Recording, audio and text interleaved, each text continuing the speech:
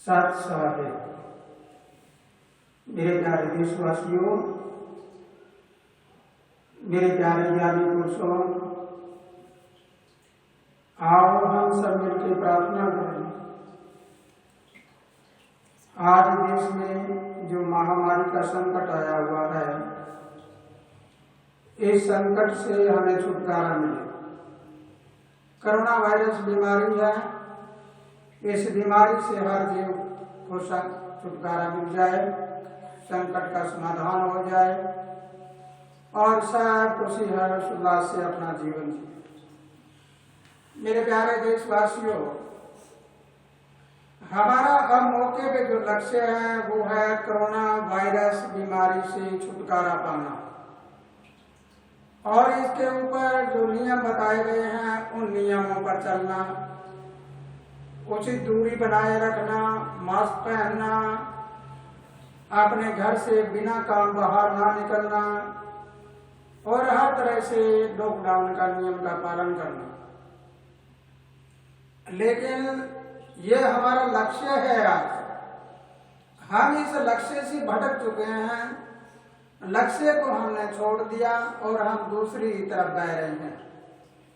तो मेरे प्यारे ज्ञानी पुरुषों, मेरे प्यारे देशवासियों, मैंने कल आपको बताया था कि जब मैं अपने आप का बदलाव ना करूं तो मैं कहीं कुछ भी कर लो, कुछ बनने वाला नहीं होता। जब मैंने अपने आप को बदल लिया तो सब कुछ बदल जाएगा। तो आज मेरे हृदय की पुकार सुनिए। ये मेरे हृदय की वो पुकार है जिस हृदय में चित्त और मन बसता है। जब इंसान का हृदय रोता है या इंसान का हृदय खुश होता है तो उन दोनों की पुकार है वो परमात्मा जरूर सुनता है। लेकिन रोना दो प्रकार का होता है। एक रोना होता है अपने खुद के लिए, एक रोना होता है दूसरों के लिए।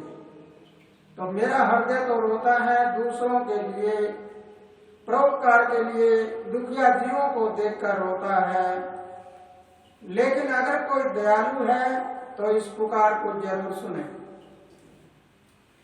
मेरे प्यारे ज्ञानी पुरुषों, मेरे प्यारे देशवासियों, बड़े अचंभे की बात है। जब मैं इन रास्तों को देखता हूँ, इन विचारों को देखता हूँ, तो मैं बार बार आपको एक बात कहता हूँ कि मैंने भगवा पहन रखे हैं, एक संत महात्मा का चोला है, लेकिन संत मत का नियम क्या होता है? भगवा पहन के हमारी दृष्टि है वो सबके ऊपर सूर्य जैसी होनी चाहिए। जैसे सूर्य किसी जाति धर्म समाज को नहीं देखता, गंदगी और अच्छाई को भी नहीं देखता, वही तो कुर्टी के ऊपर पड़ती है और वही बागों पे पड़ती है। इसी प्रकार संत की दृष्टि जो होती है वो एक ही होती है। तो आओ मेरे प्यारे ज्ञानी पुरुषों, अगर मेरी बात आपको अच्छी लगती है, मेरी विचारधारा अच्छी लगती है तो अच्छे विचारों वाले लोग अपने अच्छे विचारों को और आगे बढ़ा दो ताकि बुरे विचार हैं वो बुरे विचार समाप्त हो जाएं। अगर अच्छे विचारों की एक जगह संग्रहालय हो जाता है तो हमारा देश है वो अच्छे विचारों वाला बन जाएगा। अगर मेरी बात अच्छी लगी आपको तो इसको लाइक करना भी ना भूलिए, लेकिन अच्छी ना लगे तो अनलाइक करना भी ना भूलिए। मुझे इस बात से कोई दिक्कत नहीं होगी कि कोई आदमी मेरी बात माने या ना माने, कोई मुझे अच्छा कहे या ना कहे, कोई मेरी बात को पसंद करे या ना करे। अगर पसंद करते हो तो लाइक भी करिए, शेयर भी करिए दूसरों के साथ और इसको सब्सक्राइब भी करिए, घंटी भी बजाइए ताकि हमारी रोजाना की वीडियो आप तक पहुंच जाए। लेकिन मेरे प्यारे देशवासियों, मेरे हृदय में तो एक दुख रहता है हर समय। मैंने पूरा सर्वे किया है, हर जगह पर हर समाज का सर्वे किया है। मैं हर समाज के लोगों के साथ बैठा हूँ, हर समाज के लोगों के साथ गया हूँ और हमारे आश्रम में जो संगत आती है, हमारा कार्यक्रम लाखों लोगों में है, उनमें जो संगत आती है, संगत के लोग हैं, वहां जाति धर्म समाज का कोई जिक्र नहीं होता। वहाँ न कोई धर्म है न कोई जाति है, हम सब एक जगह बैठकर प्रसाद लेते हैं और एक जगह बैठकर सब ज्ञान लेते हैं, एक विचार लेते हैं। तो जरा सोचो और विचार करो, जब हम एक आश्रम में आकर सभी एक हैं तो हमारे घरों में जाकर दो कैसे हो जाएं? तो इसलिए मेरे प्यारे ज्ञानी पुरुषों, आज मैं पहला दर्द बताता हूं आपको। पहला दर्द बड़े गौर से सुनना है कि मैंने बड़े गहराई से देखा है। आज ये हमारे देश की जनता आपस में लड़ रही है। किसके लिए लड़ रही है? राजनेताओं के लिए। वो कहता है मैं उस पार्टी का हूं, वो कहता है मैं उसका आदमी हूं, वो कहता है मैं उसका आदमी हूं। ऐसे करते करते थोड़े दिनों में दो नेता आपस में लड़ रही हैं, एक दूसरे की काट कर रही हैं, वही नेता एक दूसरे के समर्थन में उसमें जा मिलते हैं। आपने कभी सोचा है, विचार किया है कि जब ऊपर वाले दो नेता लड़ रहे हैं, नीचे वाले समर्थक लड़ पड़े और वो दोनों नेता एक जगह हो गए तो तुम्हारा झगड़ा कौन मिटेगा? तुम्हारा वाद विरोध यूं का यूं बना रहा। इसलिए गांवों में गलियों में ये भिन्नता फैल गई और एक दूसरे में पता नहीं मार काट मचा देते। देखो कितनी बड़ी अजीब बात है। लेकिन बाद में क्या होता है, नेताओं का राजीनामा हो गया, आपस में अलायंस हो गया, समझौता हो गया।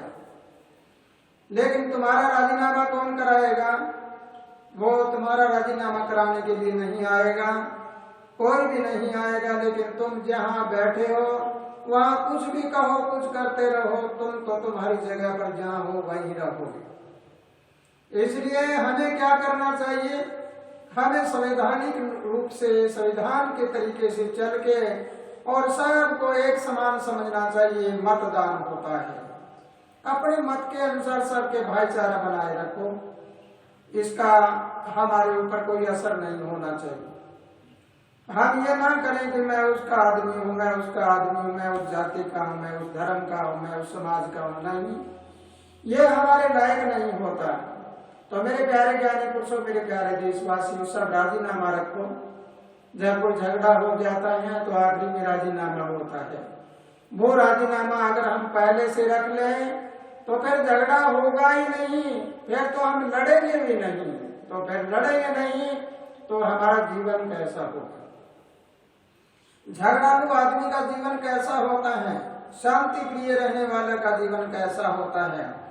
कभी आपने सोचा है, विचार किया है कि जो इंसान हर समय हंसते रहते हैं, जो इंसान हर समय खुशी में रहते हैं, वो इंसान कैसे होते हैं?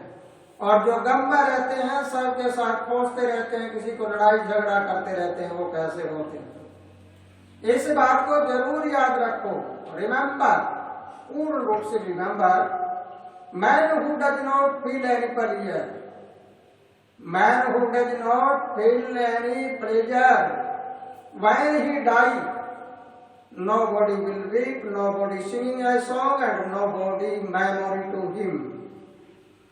जिस आदमी ने किसी महसूस ही नहीं की हो कभी, जब वो मृत्यु हो जाती है, मृत्यु के हाथ में चला जाता है, तो उसके जाने के बाद उसको कौन याद करता है? कोई याद नहीं करता, गया तो चला गया। लेकिन जो खुशी जाहिर करने वाले इंसान हैं, उनको भूला नहीं जा सकता। उनकी याद में स्मारक भी बनते हैं, उनके गीत भी गाए जाते हैं, उनकी यादगार भी रखी जाती है। तुम्हें क्या बनना चाहिए? तुम्हें ऐसा ही बनना चाहिए कि मैं चला जाऊं जब संसार से, लेकिन मेरा नाम कभी संसार से ना जाए। ऐसी विचारधारा होना चाहिए आपका। फिर मैंने देखा है टीवी चैनल पर, यूट्यूब पर देख के बड़ा हैरान होता हूँ। मीडिया, मीडिया किसे कहते हैं? मीडिया का सही कर्तव्य क्या है? मीडिया न्याय दिलाने के लिए होता है। मीडिया सभी को एक नजर से देखने के लिए होता है। मीडिया के लिए कोई जाति धर्म समाज नहीं होता। अब मीडिया में जब बात आती है, पत्रकारों पे जब बात आती है, तो वहां किसी के साथ अन्याय होता हो, चाहे वो गरीब से गरीब आदमी हो, चाहे अमीर से अमीर हो, तो उनका कर्तव्य क्या होता है? उनका कर्तव्य होता है उनको न्यायपालिका तक उनकी बात को पहुंचाना और न्याय दिलाना।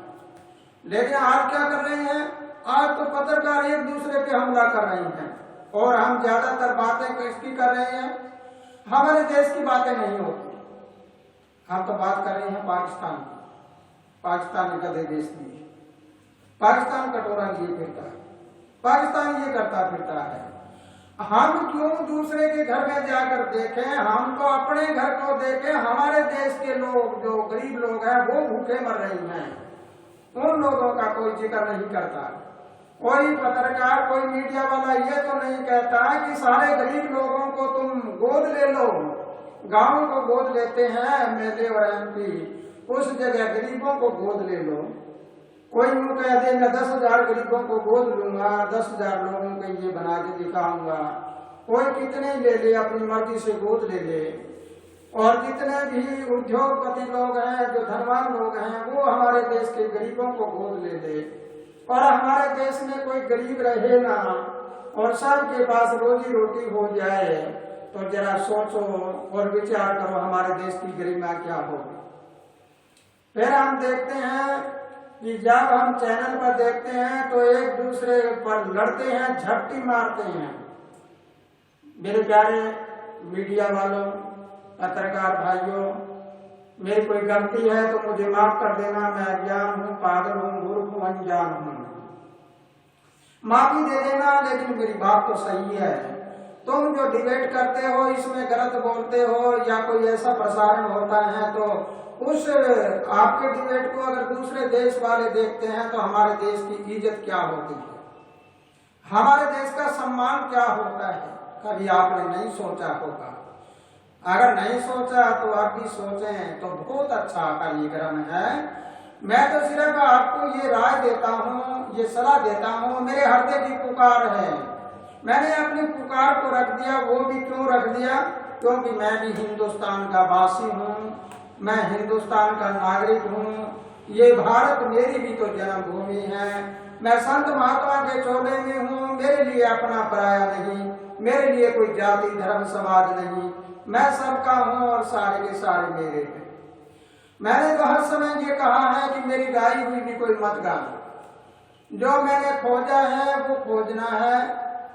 मेरी गाय कभी मत गाना कोई। मेरी गाय गाओगे तो धक्का यमों की खाओगे और मेरी खोजी खोजोगे तो अमर लोग को शोधोगे। इसलिए मैंने तो अपना सब कुछ कह दिया। मेरी बात जो है वो सही है तो मानो, अन्यथा मत मानना। लेकिन मुझे ये भी जरूर बता देना कमेंट करके कि मैं कहाँ पर गलती पे हूँ, मैंने क्या क्या गलतियां की है। मेरे प्यारे ज्ञानी पुरुषों, मेरे प्यारे देशवासियों, हमारा लक्ष्य तो कोरोना बीमारी से छुटकारा पाना है, उससे लड़ना है।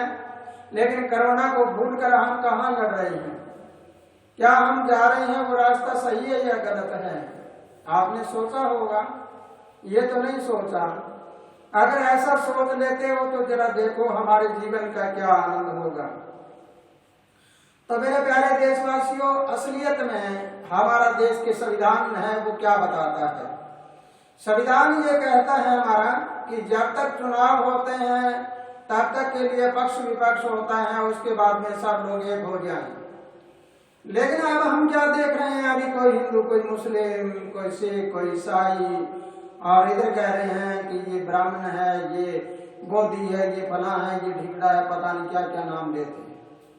और वो एक दूसरे पे हमला कर रहे हैं। हमला करना चाहिए बीमारी पे, और हमला हम किसके ऊपर कर रहे हैं? जरा सोचो और विचार करो।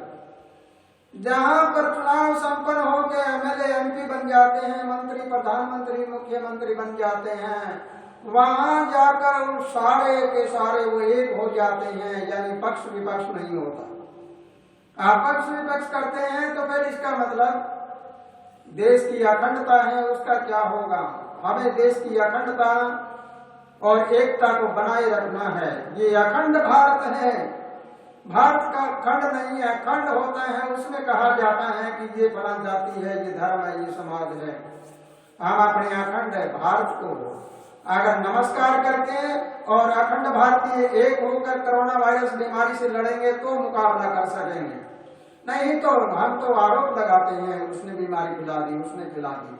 बीमारी किसी की माँ बाप नहीं लगती, बीमारी किसी के हुक्म में नहीं चलती, बीमारी किसी की कोई नौकर नहीं है उसने नौकर को भेज दिया, वो भेजी नहीं जा सकती किसी को। ये कोई भी परमात्मा की शक्ति है, कोई भी बीमारी है वो किसी की अधीन नहीं होती, वो तो आजाद होती है अपने आप में, जहाँ चलती है वहां चलती है। इसलिए मेरे प्यारे देशवासियों, मेरा तो आज का कहना यही है कि हम सब एक हो जाएं, एक होकर अपने नियम का पालन करें, नियम का पालन करके, और आज हमारे बीच में दीवारें हैं, इस दीवार को समाप्त करो। दीवार ढह जाएगी तो हम सब एक हो जाएंगे, दीवार अगर बनी रही तो क्या हो जाएगा, हमारा बंटवारा होने लग रहा है। आप देखो, सोचो और विचार कर लो। और फिर एक बात और याद दिलाना चाहता हूं, हम सारे के सारे कह रहे हैं हमारा हिंदुस्तान पूरे विश्व का गुरु बनेगा, पूरे विश्व का गुरु बनेगा। गुरु कब बनेगा? हमारे घर में फूट है, हमारा घर ही एक नहीं है। मैं मेरे घर को काबू नहीं कर पाया तो मैं विश्व को कैसे काबू कर लूंगा? मैं मेरे घर में शांति ना कर पाया तो विश्व में कैसे शांति कर लूंगा? अब बात आ जाती है मेरे पे। अगर मेरी ओर देखते हैं तो मैं गृहस्थ में हूँ, पहला काम था मेरा अपने घर को जोड़ना। मैं कोई, मेरे पास कोई आते हैं, हमारे शिष्य आते हैं, मैं उनको कहूँ कि बेटा आप अपने घर को जोड़े रखो, और मैंने अपने घर को जोड़ा ही नहीं तो वो कह देगा कि गुरुजी का घर तो जुड़ा हुआ नहीं है, हमें कहता है। लेकिन पहले कहता हूँ, पहले मैंने भी अपने घर को जोड़ के रखा है, जोड़ के रखा है। घर में 18 सदस्य हैं, एक जगह बैठते हैं, 18 सदस्य एक जगह रहते हैं, और उन सदस्यों के बीच में रहकर और हम अपने संन्यास धर्म निभाते हैं। फिर मैं कह दूं कि आप अपने गांव के साथ अच्छा व्यवहार रखो, गांव को जोड़े रखो। कोई मुझे कह दे मैंने गांव छोड़ दिया हो, तो मुझे कह दे आपने आपके गांव को नहीं जोड़ा, तो मैंने अपने गांव के साथ चाहे कुछ भी किया हो, मैं गांव के साथ हाथ जोड़ के रहा हूँ। चाहे मैंने कैसे समझाया है, मेरा गांव मेरे साथ है, और गांव पूरी तरह से संतुष्ट है, पूरा तरह से शांति प्रिय है। और मेरे पास एक हथियार है, सबसे बड़ा हथियार है हाथ जोड़ना। ये दुनाली राइफल है, इस दुनाली राइफल को मीठी जबान के कारतूस चलाता हूँ इसमें, तो मेरा दुश्मन दुनिया में है ही नहीं कोई, सब मेरे हो जाते हैं। तो इस प्रकार अपनी जबान से अगर तुम ऐसा करते हो तो सारी दुनिया हमारी अपनी हो जाएगी। यही निशानी होती है विश्व गुरु बनने की। विश्व गुरु तो हम तभी बनेंगे, लेकिन आज हम, कल भी मैंने बताया था, राजा हरिश्चंद्र को कोई याद नहीं करता, विक्रमादित्य को याद नहीं करता, राजा भोज को याद नहीं करता, मौध्वज को याद नहीं करता, लेकिन आज हम लड़ाई वालों को याद करते हैं। जब लड़ाई को याद करेंगे तो लड़ाई हमारे दिमाग में आएगी, दानी को याद करेंगे तो दानी हमारे दिमाग में आएंगे, और सद्धर्म पर चलने वालों को याद करोगे तो सद्धर्म वाले याद आएंगे। अगर अशोक महान को याद करेंगे तो दयालु बन जाएंगे। इसलिए मेरे प्यारे देशवासियों, अगर मेरे दर्द को समझते हो तो मेरा दर्द केवल व केवल देश को एक करने के लिए है, मेरा दर्द केवल देश में शांति स्थापित करने के लिए है। अगर मेरे देश में शांति हो जाती है तो विश्व में शांति होगी, और मेरे देश में शांति प्रिय कार्यक्रम चला के हम आगे बढ़ेंगे तो हम विश्व के गुरु बनेंगे। अन्यथा कोई सपना लेने की जरूरत नहीं है। कैसे बनेंगे? हमारा घर काबू नहीं है, हम दूसरे के घर में जाकर कैसे कर सकते हैं कुछ?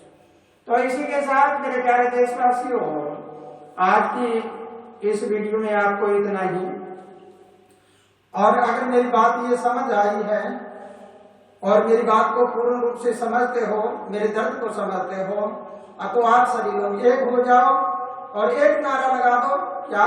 भाईचारा जिंदाबाद। और फिर हमारा देश रहेगा सदा आबाद। ये नारा बुलंद कर दो जगह जगह, भाईचारा जिंदाबाद, देश रहेगा सदा आबाद। देश मेरा आबाद रहेगा तो पूरे विश्व में छा जाएंगे, अन्यथा नहीं चाहेंगे। इसी के साथ खुशहाल रहो, आनंद करते रहो।